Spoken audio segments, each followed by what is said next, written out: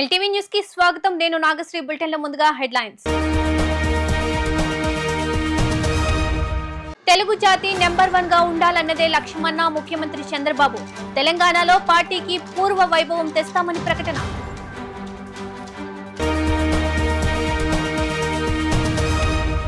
పంచాయతీరాజ్ గ్రామీణాభివృద్ధి శాఖల అధికారులతో డిప్యూటీ సీఎం పవన్ కళ్యాణ్ సమీక్ష.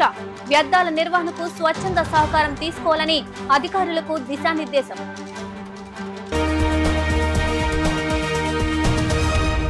గోదావరి కృష్ణా నదుల పవిత్ర సంగమం వద్ద పూజలు నిర్వహించిన మంత్రి నిమ్మల రామానాయుడు. జగన్ రాజకీయాలకు అనర్హుడని ఆరోపణ.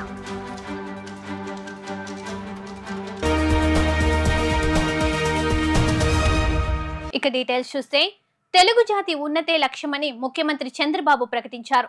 ఏపీ తెలంగాణ అనే తేడా లేకుండా దేశంలో తెలుగు జాతి నెంబర్ 1 గా ఎదిగేందుకు కృషి చేస్తామన్నారు. తెలుగు జాతి ఉన్నంత కాలం తెలుగుదేశం ఉంటుందని, తెలంగాణలో పార్టీకి పూర్వ వైభవం తెస్తామని ప్రకటించారు.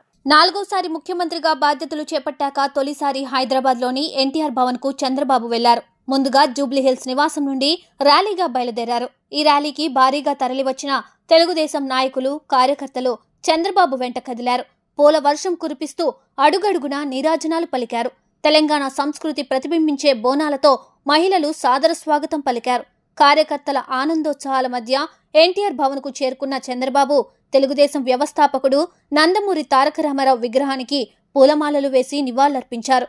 కూటమి విజయానికి ప్రత్యక్షంగా పరోక్షంగా సహకరించిన తెలంగాణ తెలుగుదేశం కార్యకర్తలకు చంద్రబాబు ధన్యవాదాలు తెలిపారు. తెలంగాణలో పార్టీని బలోపేతం చేస్తామని ప్రకటించారు. 2 రాష్ట్రాలు విభజన జరిగినప్పుడు కూడా నేను ఒకటే ఆలోచించాను. నాకు ఇటు తెలంగాణ, అటు ఆంధ్రప్రదేశ్ 2 కళ్ళు లాంటివి. అందుకే ఆ రోజు ఒకే మాట చెప్పాను. నేను ఏ పక్క కూడా సైడ్స్ తీసుకోకుండా 2 ప్రాంతాల ప్రయోజనాల లక్ష్యంగా పనిచేసిన ఏకైక పార్టీ తెలుగుదేశం పార్టీ. తెలుగు జాతి ఐకమత్యంగా ఉండాలని ఆ రోజు ఆలోచించా, ఈ రోజు ఆలోచిస్తున్నా. నా చివరి రక్తపు బొట్టున్నంత వరకు అది ఆలోచిస్తాను. ఇంకో పక్కన మీరు ఒక విషయం గుర్తుపెట్టుకోవాలి. తెలుగు జాతికి ఒక గౌరవం తెచ్చిన వ్యక్తి ఎన్టీ రామారావు గారు. అంత మునుపు తెలుగు వాళ్ళందరినీ మదరాసి అని పిలుస్తా ఉంటే, కాదు, తెలుగు జాతి ఒకటి ఉందని ప్రపంచానికి చాటి చెప్పిన ఏకైక నాయకుడు నందమూరి తారక రామారావు గారు. తెలుగు వారికి ఆత్మ గౌరవాన్ని తెచ్చిన నాయకుడు ఎన్టీ రామారావు. అనేక సమస్యలు తీసుకొచ్చాడు. 1-2 కాదు. ఒకప్పుడు తెలంగాణలో అయితే కరణం మున్సబులు, పటేల్ పట్వారీ విధానం భయంకరంగా ఉంటే రద్దు చేసిన తర్వాత ఈ ప్రాంత ప్రజానీకం మాకు స్వాతంత్రం వచ్చిందని పండగ చేసుకున్న సందర్భం అది. ఈరోజు తెలుగు రాష్ట్రాల్లో బ్రహ్మాండంగా వెనుకబడిన వర్గాల ముందుకు వచ్చారంటే అది ఎన్టీ రామారావు గారు చూపించిన చొరవ, ఆయన తీసుకున్న చర్యలేనని చెప్పి నేను మీకు తెలియజేస్తున్నా. అనేక పరిపాలనా సంస్కరణలు తీసుకొచ్చారు. మొట్టమొదటిసారిగా దేశంలోనే సంక్షేమానికి నాంది పలికిన ఏకైక నాయకుడు నందమూరి తారక రామారావు గారు అని చెప్పి కూడా నేను మీకు తెలియజేస్తున్నా. ఆ తర్వాత ఈరోజు మనం పార్టీలో చూస్తా ఉంటే ఎక్కడ చూసినా 20 ఏళ్లయింది అధికారం పోయి. 2004, ఈరోజు 2024. రోజు రోజుకు పెరిగిపోతున్న ఘన ద్రవ వ్యర్థాలతో గ్రామాల్లో సైతం పర్యావరణ సమస్యలు, ఆరోగ్యపరమైన ఇబ్బందులు తీవ్రమవుతాయని ఉప ముఖ్యమంత్రి పవన్ కళ్యాణ్ పేర్కొన్నారు. శాస్త్రీయ విధానంతో వ్యర్థాల నిర్వహణ చేపట్టేందుకు ప్రత్యేక కార్యక్రమాలు చేపట్టాలని అధికారులను ఆదేశించారు. ఎస్ఎల్ఆర్ఎం ప్రాజెక్ట్ డైరెక్టర్ శ్రీనివాసన్ మంగళగిరిలో ఉప ముఖ్యమంత్రిని కలిసి గ్రామాల్లో వ్యర్థాల నిర్వహణ, ప్రజలకు అవగాహన కార్యక్రమాల నిర్వహణపై నివేదికను అందజేశారు. ఈ సందర్భంగా పవన్ కళ్యాణ్ మాట్లాడుతూ స్వచ్ఛంద సంస్థలు, ప్రజలు స్థానిక సంస్థలతో కలిసి పనిచేసే విధంగా ఒక కార్యాచరణ రూపొందించాలని పంచాయతీరాజ్ గ్రామీణాభివృద్ధి శాఖల అధికారులకు, స్వచ్ఛాంధ్ర కార్పొరేషన్ అధికారులకు దిశానిర్దేశం చేశారు. ఈ కార్యాచరణను ప్రత్యేక ప్రణాళిక ద్వారా పిఠాపురం, భీమవరం నియోజకవర్గాల్లో అమల్లోకి తీసుకురావాలన్నారు. పర్యావరణంపై మక్కువ ఉన్నవారిని ఎకో వారియర్స్ గా ఎంపిక చేసుకుని ఈ కార్యక్రమంలో భాగస్వాములను చేయాలని సూచించారు. వ్యర్థాల నిర్వహణ, డంపింగ్ యార్డుల విషయంలో పంచాయతీరాజ్, పురపాలక శాఖలు సమన్వయంతో పనిచేయాలని స్పష్టం చేశారు. నదీ పరివాహక ప్రాంతాలు, కాలువలు, చెరువుల వెంబడి చెత్త వేసే విధానాలను ఆపేయాలన్నారు. రాష్ట్ర ఐటీ, ఎలక్ట్రానిక్స్ శాఖల మంత్రి నారా లోకేష్ తన నివాసంలో నిర్వహిస్తున్న ప్రజా దర్బార్ ప్రజలకు భరోసా ఇస్తోంది. మంగళగిరితో పాటు రాష్ట్ర వ్యాప్తంగా ప్రజలు ఉండవల్లిలోని లోకేష్ నివాసంలో యువనేతను నేరుగా కలిసి తమ సమస్యలను విన్నవిస్తున్నారు. నేడు పెద్ద ఎత్తున ప్రజలు తరలివచ్చారు. ప్రతి ఒక్కరి విజ్ఞప్తి స్వీకరించిన యువనేత పరిష్కారానికి కృషి చేస్తామని హామీ ఇచ్చారు. రాష్ట్ర ఐటీ, ఎలక్ట్రానిక్స్ శాఖల మంత్రి నారా లోకేష్ ఉండవల్లిలోని తన నివాసంలో నిర్వహిస్తున్న ప్రజా దర్బార్కు ప్రజల నుండి అనూహ్య స్పందన లభిస్తోంది. రిటైర్డ్ హెడ్ కానిస్టేబుల్ అయిన తన భర్తను ఆస్తి కోసం వారి అన్నదమ్ములు క్రూరంగా హత్య చేశారని, తగిన న్యాయం చేయాలని పశ్చిమ గోదావరి జిల్లాకు చెందిన పుష్పవతి, ఆమె కుమారుడు సురేష్ మంత్రి లోకేష్ ను కలిసి కన్నీటి పర్యంతమయ్యారు. కేసును రీఓపెన్ చేసి తమకు న్యాయం చేయాలని కోరారు. సదరు విజ్ఞప్తిపై స్పందించిన మంత్రి లోకేష్ పరిశీలించి తగిన చర్యలు తీసుకుంటామని భరోసా ఇచ్చారు. గత ప్రభుత్వం తొలగించిన రేషన్ కార్డు, దివ్యాంగ పెన్షన్ పునరుద్ధరించాలని మంగళగిరి నియోజకవర్గం సీతానగరానికి చెందిన దనుకొండ గిరిధర్ సాగర్ లోకేష్ ను కలిసి విజ్ఞప్తి చేశారు. కార్పెంటర్ పని చేస్తూ కుటుంబాన్ని పోషించుకుంటున్న తనకు సొంత ఇల్లు లేదని, ఇల్లు మంజూరు చేసి ఆదుకోవాలని మంగళగిరికి చెందిన ఉద్దంటి వీరాంజనేయులు కోరారు. అనారోగ్యంతో బాధపడుతున్న తన కుమార్తెకు దివ్యాంగ పెన్షన్ మంజూరు చేయాలని చింతలపూడికి చెందిన తిరుమల శెట్టి శివనాగేశ్వరమ్మ విజ్ఞప్తి చేశారు. దీక్ష, దక్షతకు సీఎం చంద్రబాబు ముందు చూపుకు పట్టిసీమ నిదర్శనమని మంత్రి నిమ్మల రామానాయుడు అన్నారు. నదుల అనుసంధానం ద్వారా కరువు నిర్మూలించవచ్చని కేఎల్ రావు చెప్పారని, దానిని అమలు చేసి రైతులకు నీరు ఇచ్చిన నేత చంద్రబాబు అని కొనియాడారు. గోదావరి నుండి 300 టీఎంసీల నీరు సముద్రంలోకి వదులుతున్నారని, వృధా అవుతున్న నీరుని కృష్ణా డెల్టాకు మళ్లించారని చెప్పారు. ఈ సందర్భంగా రామానాయుడు మాట్లాడుతూ శ్రీశైలం నీరు రాయలసీమకు ఇచ్చి కరువును పారద్రోలాలని సీఎం చంద్రబాబు భావించారని, పోలవరం పూర్తికి ఆలస్యం అవుతుందనే పట్టిసీమ నిర్మాణం చేశారని తెలిపారు. మొత్తం 24 పంపులను విడతల వారీగా రన్ చేసి 8,000 క్యూసెక్కుల నీరు డెల్టాకు అందిస్తున్నామని చెప్పారు. గోదావరి నీరు వృధా కాకుండా కృష్ణానదిలో కలపడం గొప్ప విషయమన్నారు. చంద్రబాబు ముందు చూపుతో 10 లక్షల ఎకరాలకు సాగునీరు, 30 లక్షల మందికి తాగునీరు ఇచ్చారని అన్నారు. పట్టిసీమ కాదు, ఒట్టిసీమ అన్న జగన్ రాజకీయాలకు అనర్హుడని, కనీసం అవగాహన లేకుండా ప్రాజెక్టులను పూర్తిగా నాశనం చేశారని మండిపడ్డారు. టీడీపీ హయాంలో 50,000 కోట్ల ఆదాయం రైతులకు పట్టిసీమ ద్వారా వచ్చిందని ఆయన తెలియజేశారు. అసలు రాజకీయాలకు జగన్ అనర్హుడని, రైతులు, ప్రజల ప్రయోజనాలు పట్టించుకోలేదని ఆరోపించారు. పట్టిసీమ లేకపోతే అసలు కృష్ణా డెల్టా పరిస్థితి ఏమిటో అందరూ ఆలోచన చేయాలన్నారు. పులిచింతల నిండాలంటే శ్రీశైలం, సాగర్ నిండితేనే వచ్చే పరిస్థితి అని అన్నారు. ప్రతి ఏడాది 35 టీఎంసీల నీటిని నిల్వ పెట్టుకుని రైతులు పంటలు పండిస్తారని, గత 5 ఏళ్లలో జగన్ పాలనలో పులిచింతలను కూడా ఎండపెట్టారని దుయ్యబట్టారు. ఏదైతే పోలవరం ప్రాజెక్టు ద్వారా బహుళార్థకమైనటువంటి ప్రయోజనాలు ఆంధ్రప్రదేశ్ రాష్ట్రమంతా ఇచ్చేంత వరకు గోదావరి జలాలు ఏదైతే ప్రతి సంవత్సరం కూడా 3,000 టీఎంసీలు వృధాగా సముద్రంలో ఏదైతే కలిసిపోతూ ఉందో ఆ నీటిని మరి పట్టి ఏదైతే పోలవరం ప్రాజెక్టు పూర్తయ్యేంత లోపుగా మరి ఆ గోదావరి జలాలను ఇటు ఏదైతే మరి మన కృష్ణాకు మరి డెల్టాకు అందించడం ద్వారా, పట్టిసీమ ద్వారా, తద్వారా ఇక్కడ ఏదైతే కృష్ణా డెల్టాను మరి స్థిరీకరణ చేయడంతో పాటుగా ఏదైతే ఇక్కడ కృష్ణాకి ఇచ్చినటువంటి వాటర్ ద్వారా రేపు శ్రీశైలంలో ఆ బ్యాక్ వాటర్ నటు మరి ఏదైతే రాయలసీమకు పంపించడం ద్వారా, అదేవిధంగా ఏదైతే పురుషోత్తపట్నం ఎత్తిపోతల ద్వారా మరి ఏదైతే ఏలేరు రిజర్వాయర్ తీసుకుని అక్కడి నుంచి స్టీల్ ప్లాంట్ కి, అదేవిధంగా విశాఖకి త్రాగునీరుకి అందించేటువంటి విధంగా. అంటే నేను ఎందుకు చెప్తున్నానంటే పోలవరం ప్రాజెక్టు పూర్తవడానికి ఇంకో 4-5 సంవత్సరాలు పడుతుంది. ఈ లోపుగా ఆ 4-5 సంవత్సరాల్లో కూడా వృధాగా పోయేటువంటి నీటిని సద్వినియోగం చేసుకోవాలనేటువంటి ఆలోచన ఆ రోజు ఏదైతే చంద్రబాబు నాయుడు గారు ముందు చూపుతూ వచ్చిందో దాని ఫలితాలు ఈ రోజు మనందరం కూడా చూస్తున్నటువంటి పరిస్థితి. రాష్ట్ర ముఖ్యమంత్రి చేతిలో, అది కూడా విడిపోయిన రాష్ట్రంలో 2014 నుంచి జరగడం మనందరం చూసాం. అటువంటి పట్టిసీమ మన కృష్ణా డెల్టా ప్రాంతానికి ఆయుపోటైన పట్టిసీమని గత ప్రభుత్వ కాలంలో దాన్ని ఎందుకు పనికిరాని విధంగా తయారు చేశారు.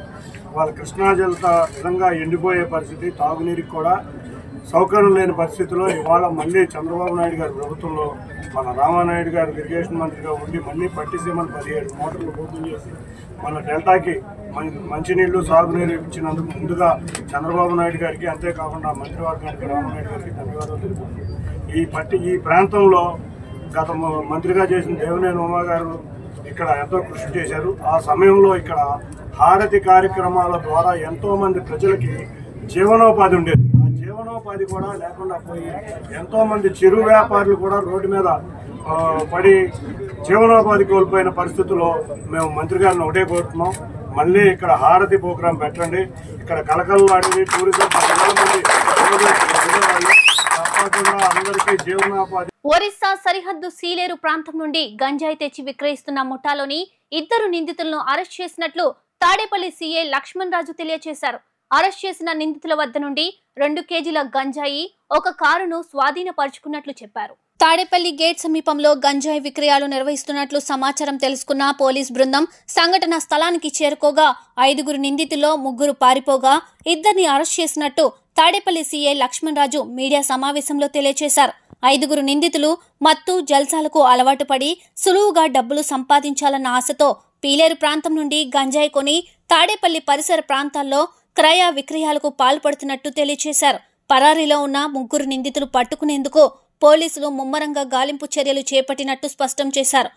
ఈరోజు తాడేపల్లి మండలం హెడ్ క్వార్టర్ పరిధిలో రైల్వే స్టేషన్ సమీపంలో గంజాయి విక్రయం జరుగుతుందన్న సమాచారం మేరకు మేము అక్కడికి వెళ్ళడం జరిగింది. అక్కడ సుమారు 5 మంది వ్యక్తులు మమ్మల్ని చూసి పారిపోవడానికి ప్రయత్నించగా వారిని మా సిబ్బంది సహాయంతో వాళ్ళని అదుపులో తీసుకునేందుకు ప్రయత్నించగా 2 మాకు దొరకడం జరిగింది. మరో 3 పారిపోయినారు. దొరికిన వ్యక్తుల పేర్లు షేక్ సుభానీ, షేక్ కాసిం. వీళ్ళిద్దరు కూడా తాడేపల్లి హెడ్ క్వార్టర్లోని ప్రకాష్ నగర్, నొలకపేటకు సంబంధించిన వ్యక్తులు. మిగిలిన పారిపోయిన 3 కూడా ప్రకాష్ నగర్కు సంబంధించిన వ్యక్తులే. వీళ్ళని విచారించగా తెలిసింది ఏంటంటే వీళ్ళు గత కొంతకాలంగా ఒరిస్సా బోర్డర్లోని సీలేరు ప్రాంతం నుంచి రిపీటెడ్గా గంజాయిని తీసుకొచ్చి సీక్రెట్గా రైల్వే స్టేషన్, బస్ స్టాండ్ ప్రాంతాల్లో ఇంకా వాళ్ళకి తెలిసినటువంటి గంజాయి సెల్లర్స్కి విక్రయిస్తూ దీని మీద ఇల్లీగల్ యాక్టివిటీస్ పాల్పడుతున్న సందర్భంలో మాకు వచ్చిన సమాచారం మేరకు ఈరోజు వాళ్ళని అదుపులోకి తీసుకోవడం జరిగింది. వాళ్ళ దగ్గర నుంచి సుమారు 2 కేజీల గంజాయి స్వాధీనం చేసుకోవడం జరిగింది. అలాగే ఏదైతే గంజాయిని ట్రాన్స్పోర్ట్ చేస్తున్నారో సదరు కారుని కూడా మేము సీజ్ చేయడం జరిగింది. రిమాండ్ నిమిత్తం కోర్టుకి పంపిస్తాము. రిమైనింగ్ 3 ఎవరైతే పారిపోయినారో వాళ్ళ 3ని కూడా తొందరలో అదుపులోకి తీసుకొని అరెస్ట్ చేయడం జరుగుతుంది. ఈ మధ్యకాలంలో దీని మీద ప్రత్యేకంగా గత నెల రోజులుగా ప్రత్యేక బృందాలను ఏర్పాటు చేసి గంజాయికి సంబంధించి ప్రత్యేక బృందాలు ఏర్పాటు చేయడం జరిగింది. దీనిలో భాగంగా గత నెల రోజుల కాలంలో 3 వ్యక్తుల్ని అరెస్ట్ చేయడం జరిగింది. సుమారు 4 కేజీల వరకు గంజాయి సీజ్ చేయడం జరిగింది.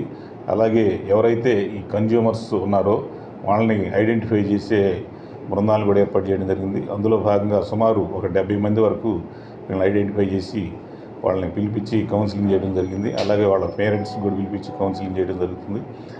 సంక్షేమ పథకాలతో జన హృదయాల్లో చిరస్థాయి స్థానాన్ని సంపాదించుకున్న ఘనత ఒక్క రాజశేఖర్ రెడ్డిదేనని ఎమ్మెల్సీ మురుగుడు హనుమంతరావు కొనియాడారు. వైఎస్ఆర్ బాటలోనే జగన్మోహన్ రెడ్డి పరిపాలనా విధానం కొనసాగిందని ఆయన పేర్కొన్నారు. దివంగత నేత డాక్టర్ వైఎస్ రాజశేఖర్ రెడ్డి 75వ జయంతి సందర్భంగా ఎమ్మెల్సీ మురుగుడు హనుమంతరావు, ఆప్కో చైర్మన్ గంజి చిరంజీవి, ఎంటీఎంసీ, వైఎస్ఆర్సీపీ సభ్యులు వేమారెడ్డి, నాయకులు, కార్యకర్తలు పాల్గొని మంగళగిరి కొత్త బస్టాండ్ సెంటర్లోని డాక్టర్ వైఎస్ రాజశేఖర్ రెడ్డి విగ్రహానికి పూలమాలలు వేసి ఘన నివాళి అర్పించి కేక్ కటింగ్ చేసి స్వీట్లు పంచారు. ఈ సందర్భంగా వారు మాట్లాడుతూ ఇచ్చిన మాట తప్పకుండా అధికారంలోకి రాగానే ఉచిత కరెంటుపై తొలి సంతకం చేసిన ఘనత ఒక్క రాజశేఖర్ రెడ్డిదేనని కొనియాడారు. పేదలకు ఆరోగ్యశ్రీ, విద్యార్థులకు ఫీజు రీంబర్స్మెంట్, ఇల్లు లేని పేదలకు ఇందిరమ్మ గృహాలు నిర్మించి పేద ప్రజలకు ఎంతో మేలు చేశారని అన్నారు. వైఎస్ రాజశేఖర్ రెడ్డి రాష్ట్రానికి చేసిన సేవలు ప్రజలు ఎప్పటికీ మరిచిపోలేరని, అలాంటి సుపరిపాలన మళ్లీ వైఎస్ జగన్తోనే సాధ్యమని స్పష్టం చేశారు. ఆంధ్ర రాష్ట్ర ప్రజలకి ఎనలేని సేవలు అందించిన మహోన్నతమైన నాయకుడు ఆంధ్ర రాష్ట్రం ఉన్నంతకాలం గుర్తుండే నాయకుడు, స్ఫూర్తిదాత డాక్టర్ వైఎస్ రాజశేఖర రెడ్డి గారి 75వ జయంతి సందర్భంగా మంగళగిరి వైఎస్ఆర్సీపీ పార్టీ ఆధ్వర్యంలో ఈరోజు ఆయనకి ఘనంగా పూలమాలల సమర్పించి ఘనంగా నివాళులు అర్పించడం జరిగింది. ఈ కార్యక్రమంలో గౌరవనీయులు మాజీ మంత్రివర్యులు గౌరవ ఎమ్మెల్సీ మురుగుడు హనుమంతరావు గారు, తాడేపల్లి మంగళగిరి వైఎస్ఆర్సీపీ అధ్యక్షులు పెద్దలు వేమారెడ్డి గారు, అదేవిధంగా పార్టీ సీనియర్ నాయకులు, వివిధ హోదాల్లో ప్రజలకు సేవ చేసిన వైఎస్ఆర్సీపీ కార్యకర్తలు అందరి ఆధ్వర్యంలో చాలా ఘనంగా ఈ కార్యక్రమాన్ని జరుపుకోవటం.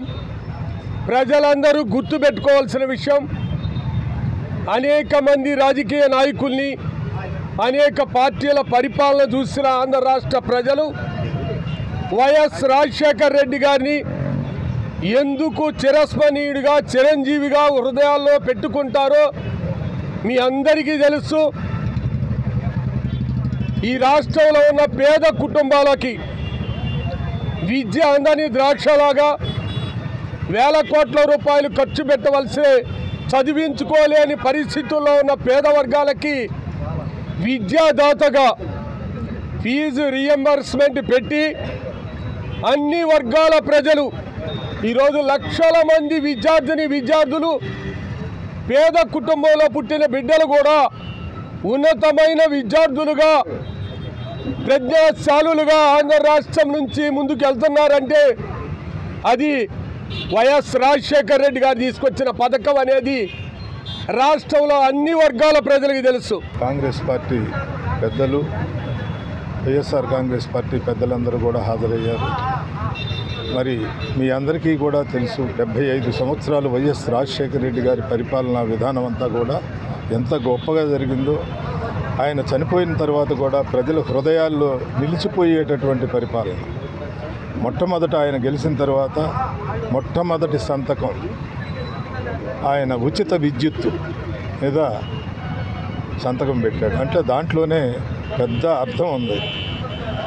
ఈ రాష్ట్రంలో వ్యవసాయం మీద ఆధారపడినటువంటి రైతు కూలీలు అనేక ఇబ్బందులకు గురవుతున్నారు అనేది ఆయన ఆలోచించినటువంటి, వాళ్ళందరికీ కూడా సాగునీరు అందించాలి అనే ఆలోచనతో జలయజ్ఞాన్ని ప్రారంభించాడు.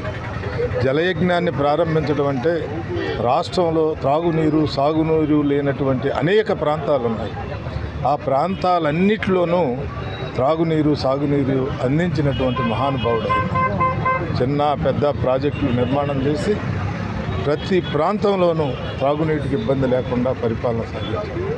తమిళనాడు ప్రభుత్వం తరహా అవయవ దానం చేసిన వారికి ప్రభుత్వ లాంఛనాలతో అంత్యక్రియలు జరిపించాలని అఖిల భారత శరీర అవయవదాతల సంఘం వ్యవస్థాపకురాలు గూడూరు సీతామహాలక్ష్మి ప్రభుత్వానికి విజ్ఞప్తి చేశారు.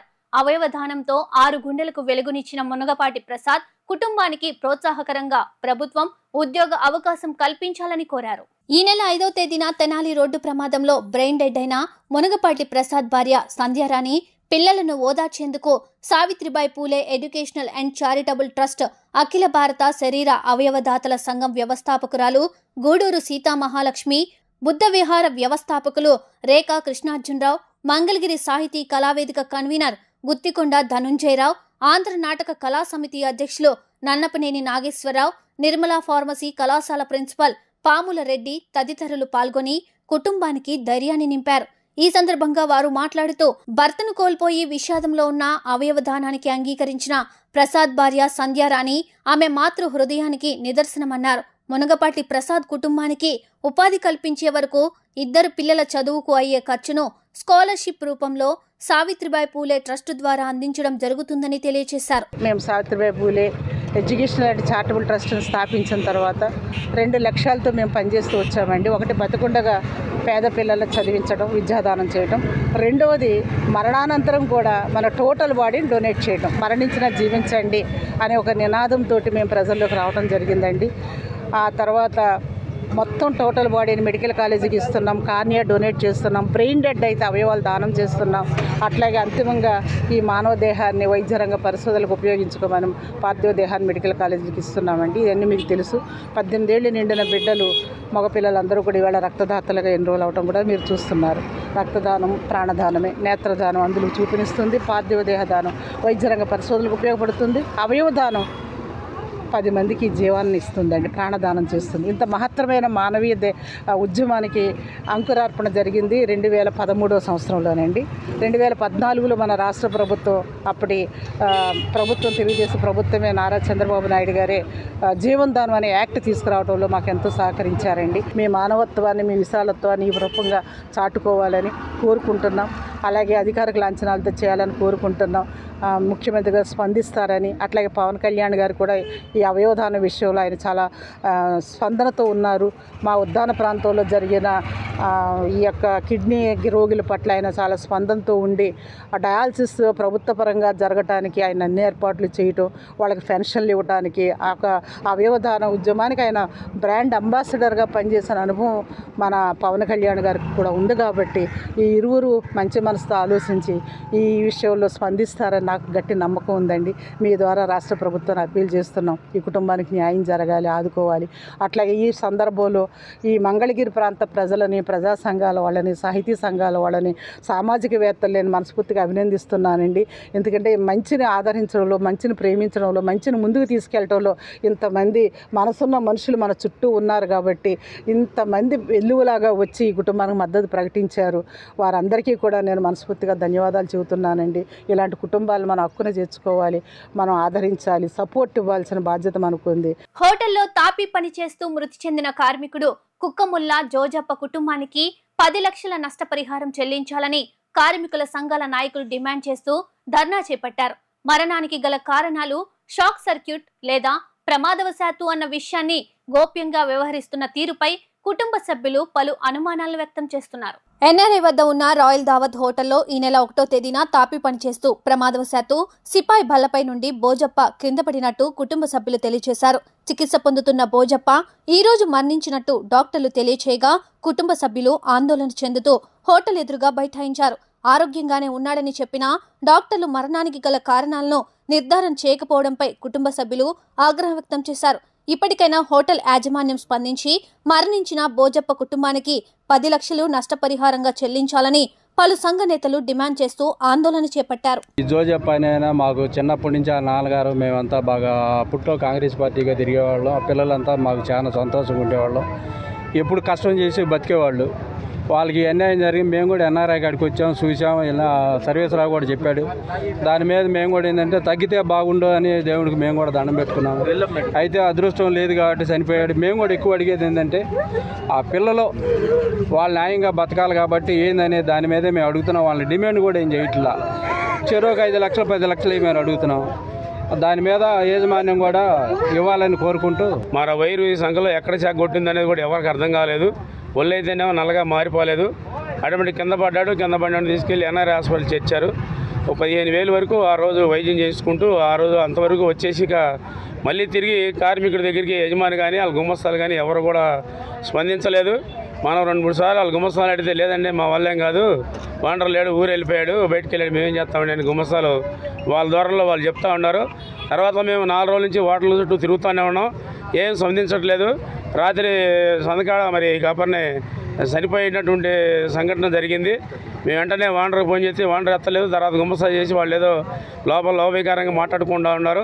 మరి మేమైతే గుమస్తా నిలదీసి అడిగితే మా మీద గొడవ కొత్తారని ఆ అబ్బాయి కొద్దిగా సీరియస్ అవుతూ ఉన్నాడు. మరి పొద్దున్న నుంచి మేము ఇక్కడే కాపలా కాస్తూ శవాన్ని ఇక్కడే పక్కన పెట్టుకొని కూర్చోండి, ఏదైనా స్పందించుతారేమని. దాని నిమిత్తం ఏంటంటే చిన్నపిల్లలు ఉన్నారు కాబట్టి మనం ఆ పిల్లలకి నిమిత్తం ఏదైనా చెరొక 5 లక్షల రూపాయలు 10 లక్షల రూపాయలు ఆ పిల్లలకి ఏదైనా సానుభూతిగా బ్యాంకులు ఏమని చెప్పి మేము కోరుతా ఉన్నాం. ఆ వైద్యం కానివ్వండి ఇది కానీ మేము ఈ తలా రూపాయి వేసుకుని అన్నా వాళ్ళకి ఏదైనా కార్యక్రమం సమకూరుతామని చెప్పి మేము అనుకుంటా ఉన్నాం. యజమాని కర్తవ్యంగా మా సంఘటన చూసి దాని సంగతి చేస్తే బాగుంటుందని మేము ఆశిస్తున్నాం. పనికి వెళ్ళి రోజు 900 తెచ్చుకుంటాడు. ఏళ్ళు మేపుకొని పాల మీద పోసుకొని నెలకు 30,000 సంపాదించుకుంటాడు. అతనికి వాళ్ళ పిల్లలకు వచ్చేసేపటికే పరిస్థితి ఏంటి? ఆయన భార్య మైండ్ లేనిది. వాళ్ళకి న్యాయం చేయమని నేను అడుగుతున్నాను. యజమాని ఇంత మటుకి మమ్మల్ని వైఖరి ఇంత మటుకి పట్టించుకున్నది లేదు. ఇక్కడికి వస్తే ప్రమాదం హెయిర్ పెన్స్ వర్క్ చేస్తున్నారు సార్. బేకర్తో పగలగొట్టారు. ఆ పగలగొట్టిన కాడ మళ్ళీ మాలు కలుపుకొని సున్నం పని చేస్తున్నారు సార్. అక్కడ నుంచి ఆ బల్ల మీద నుంచి పడటం జరిగింది. అక్కడ కరెంట్ లైన్లో ఉండే పక్కన ఇవి డేక్షాలో బల్లలో ఇవి ఐరన్ వస్తువులు అన్నీ ఉండే సార్. ఆ ఎగిరి పడటం ఆ బల్లలకే తగిలాడా, ఇక్కడ షాక్ కొట్టి పడ్డాడా అన్నదే విశేషం. దాని గురించి అక్కడికి వెళ్ళి చూపిస్తే అన్ని నార్మల్ అవుతాయి. ఇంకా మేము చూసేది ఏందని అంటున్నారు. అతను ఆరోగ్యవంతుడు కాబట్టి నార్మల్ అవుతాయి సార్. అతను అనారోగ్యం కాదు. అతనికి అనారోగ్యం అయితే ఏదైనా పొలం ఉందని చూపిస్తుంది. అతను అనారోగ్యం కాదు, ఆరోగ్యవంతుడు, ఎప్పుడు పని చేసుకుంటాడు. వార్తలు ముగించే ముందు హెడ్లైన్స్ మరోసారి. తెలుగు జాతి నెంబర్ 1 గా ఉండాలన్నదే లక్ష్యమన్న ముఖ్యమంత్రి చంద్రబాబు. తెలంగాణలో పార్టీకి పూర్వ వైభవం తెస్తామని ప్రకటన.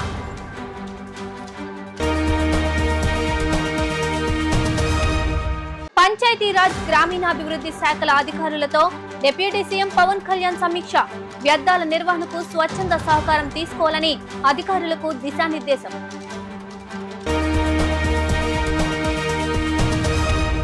గోదావరి కృష్ణా నదుల పవిత్ర సంగమం వద్ద పూజలు నిర్వహించిన మంత్రి నిమ్మల రామానాయుడు. జగన్ రాజకీయాలకు అనర్హుడని ఆరోపణ.